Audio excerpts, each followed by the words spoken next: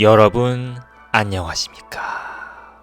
연애가 어려운 남자 김연어입니다. 크리스마스 그리고 연말은 잘 보내셨는지 모르겠습니다. 저는 요즘 업무가 많아져서 조금 바쁩니다. 나이 40이 넘으면 회사에서 점점 더 중요한 일을 맡게 되면서 더 시간이 없어지는데, 이러면서 소개팅도 하고 결혼 상대도 찾아야 한다니 난이도가 더 높아지고 있습니다. 연말에 회사를 그만두는 분 때문에 인수인계를 받았습니다. 연어씨, 회사에 오래 있는 게 승리하는 거야. 나는 이젠 쉬면서 뭘 할지 천천히 생각해 보려고. 유튜버나 할까? 자기는 회사를 그만두면서 저한테는 회사에 오래 남아있으라고 하네요. 근데 나중에 보면 말은 저렇게 해도 외국 회사나 아니면 중견기업 등 다른 회사로 이동하는 경우가 많습니다. 저도 한 회사에 오래 머물러 있는 게 맞나? 이런 생각은 항상 하고 있습니다. 특출난 인재가 아닌 이상 버는 돈은 어디 가나 크게 늘지 않을 거란 걸 알아서 돈보다는 인생 전체를 봤을 때 너무 갇혀있는 느낌이거든요. 고등학교, 대학교, 회사 등 이동할 때마다 새로운 사람들을 만났었고, 그로 인해 자극이 되고 시야도 넓어질 수 있었는데, 회사에 들어와서는 크게 조직을 이동한 적도 없고 비슷한 사람들만 만나왔단 말이죠. 너무 시야가 좁아지는 것 같고, 이대로 똑같이 일만 하다가 늙어버리고 재미없게 인생이 끝나버릴 것 같은 불안감이 있습니다. 내 삶을 생각하면 이게 맞나 싶은데, 박차고 나가면 매달 들어오는 월급을 받지 못하니 쉽게 결정을 내리진 못하겠네요. 회사 몰래 이렇게 유튜브라도 하는 게 유일한 일탈인 것 같습니다. 12월 24일 크리스마스 이브, 작년에는 여자친구랑 보냈습니다. 종교 문제로 서먹하던 때라 서로 한숨을 푹푹 쉬면서 솥밥을 먹었죠.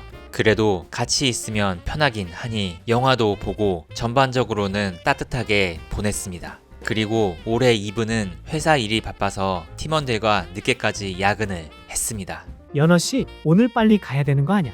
집에 못 가는 분위기인데 왜 굳이 물어보는지. 아니에요, 괜찮습니다.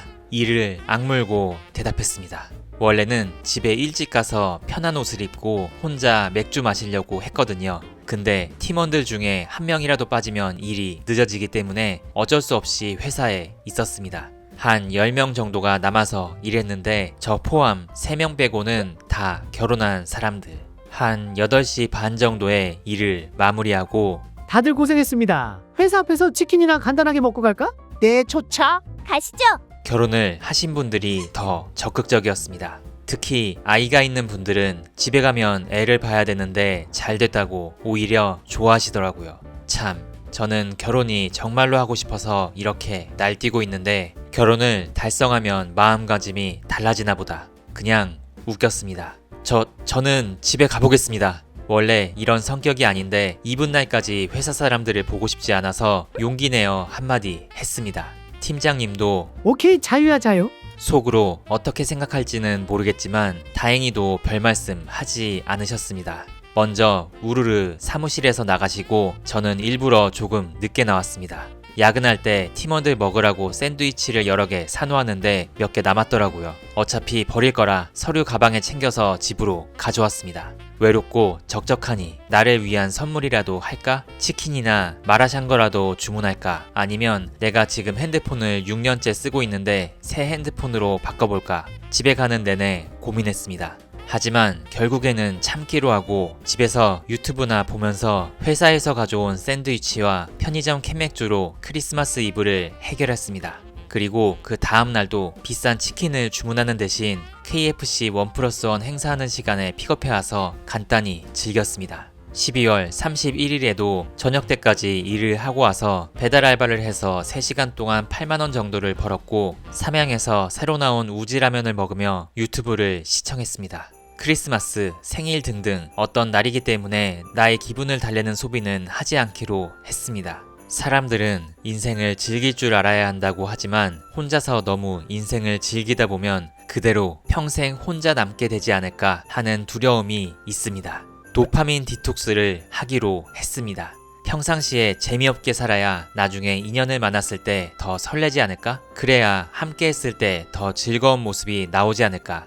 그래, 이것도 더 좋은 인연을 만나기 위한, 마음을 깨끗하게 하기 위한 수행 과정이다. 차갑게 식어버린 샌드위치를 씹으며 생각했습니다. 나는 크리스마스를 어떻게 보내왔더라? 예전 영상에서 크리스마스 날 푸사기를 세게 맞았던 이야기를 드린 게 생각납니다. 그리고 여자친구와 보낸 때도 있었지만 혼자 혹은 친구들과 PC방에서 게임하면서 보낸 기억이 더 많습니다. 한창 여자친구를 만나고 경험을 쌓아야 할 때였는데 귀찮다는 이유로 그러지 않은 게 요즘에는 후회가 좀 됩니다. 그래도 열심히 소개팅은 했기 때문에 크리스마스 즈음에 했던 소개팅도 한 2개 정도 기억이 납니다. 한 5년 전이었나? 스카이피플에서 당시 30대 초반의 간호사를 만났습니다. 용인 시골에 살고 있던 그녀. 제가 그녀의 동네로 차를 몰고 찾아갔습니다. 사진과 달리 약간의 성형기가 있고 얼굴이 부어있긴 했지만 그래도 몸매가 좋고 말도 잘 통하는 편이었습니다. 특히 여기까지 와주셔서 감사해요. 자기 동네까지 찾아온 사람은 처음이라고 감동하기도 했습니다. 식사가 끝나고 에고, 내가 내야 되는데 카드가 어디 있지? 제가 찾아왔으니 자기가 내겠다는 신용을 하며 카운터 앞에서 내는 척을 하는 모습도 귀여웠습니다. 카드를 계속 찾지 못하길래 그냥 제가 냈습니다. 느낌이 좋았죠. 그때가 12월 18일 즈음이었고 헤어지고 나서 카톡했습니다. 땡땡님, 크리스마스엔 약속 있으세요? 아니요, 아무 약속도 없네요. 연어 씨는요? 저도 없네요. 땡땡님, 혹시 24일 저녁에 시간 어떠세요? 저랑 아웃백 가요. 네, 좋아요. 이번에는 연어 씨 덕분에 외롭지 않겠네요. 스테이크를 먹자고 꼬셔서 약속을 잡았습니다. 밥을 먹고 그 주변에 크리스마스 분위기로 꾸며진 거리를 걸으며 데이트할 생각에 기분이 좋았죠. 하지만 약속 하루 전인 12월 23일 갑자기 연어 씨, 죄송해요. 생각해봤는데 못 만날 것 같아요. 라는 메시지를 끝으로 차단당했습니다. 그때는 뭐 이런 사람이 다 있어 갑자기 차단당한 것이 굉장히 불쾌했습니다. 친한 회사 사람한테 이야기했는데 아무래도 애프터인데 12월 24일에 만나자고 한 게 조금 부담스러웠을 수 있지. 사귀는 사이도 아닌데 말이야. 라는 의견을 받았습니다. 그 얘기를 들으니 여자의 마음이 이해가 되었습니다. 그 정도의 마음까지는 아니었나 봅니다. 어차피 안 될 인연이었으니 어쩔 수 없네요. 한 4년 전에는 지인 소개팅으로 저보다 한 살 적은 의정부에 사는 35살 선생님을 만났었습니다. 청순한 스타일의 마른 체형, 차분한 성격에 만나면 나긋나긋하게 일상 대화를 편하게 나눌 수 있는 사람이었습니다.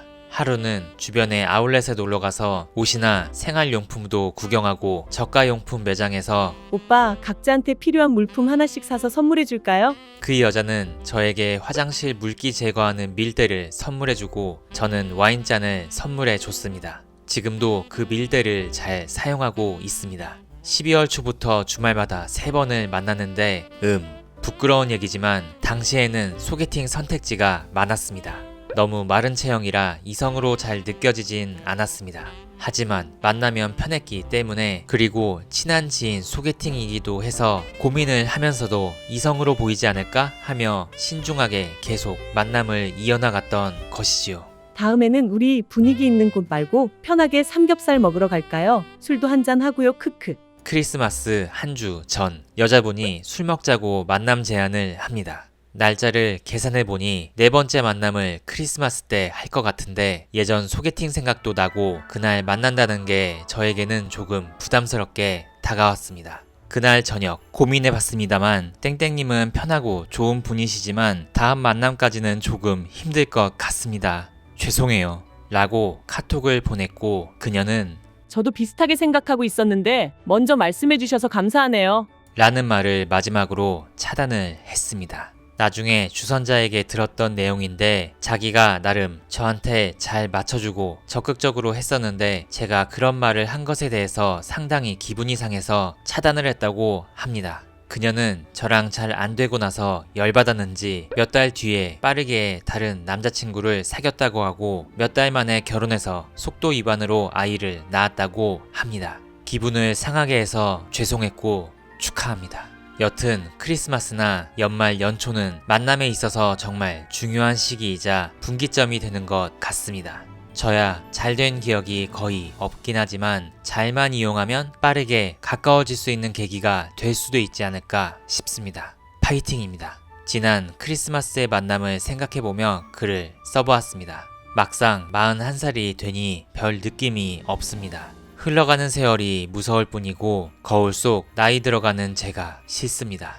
여러 가지로 어려운 상황입니다만 얼른 좋은 사람이 제 곁에 나타나길 바랄 뿐입니다. 여러분들도 즐거운 연말 보내셨길 바라며 화려한 무언가를 하기보다는 소소한 행복을 찾으시는 일상이 되신다면 좋겠습니다. 오늘 영상은 여기까지입니다. 모두 행복하시길 바랍니다.